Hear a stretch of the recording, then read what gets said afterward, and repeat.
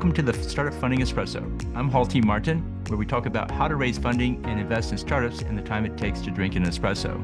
If you have a question about startup funding or investing, please go to the website, startupfundingespresso.com, and type in your question into the chat bot in the lower right corner to receive an answer.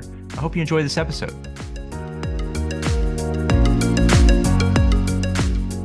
Hello, this is Hall T. Martin with the Startup Funding Espresso, your daily shot of startup funding and investing.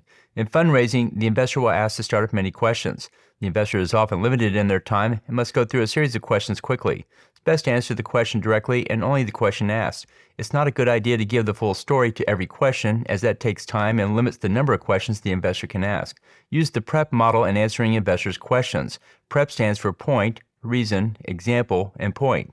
Here's an example. Point, our startup is the first to market with a product to solve the throughput problem in data analytics.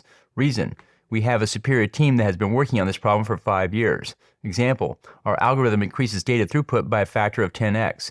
Point, we're able to provide answers to queries at an order of magnitude faster than the competition.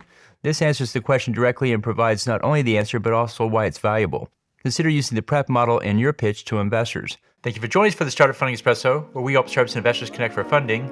Let's go start listening to today.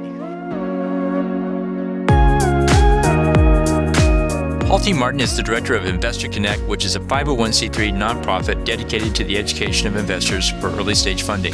All opinions expressed by Hall and podcast guests are solely their own opinions and do not reflect the opinion of Investor Connect.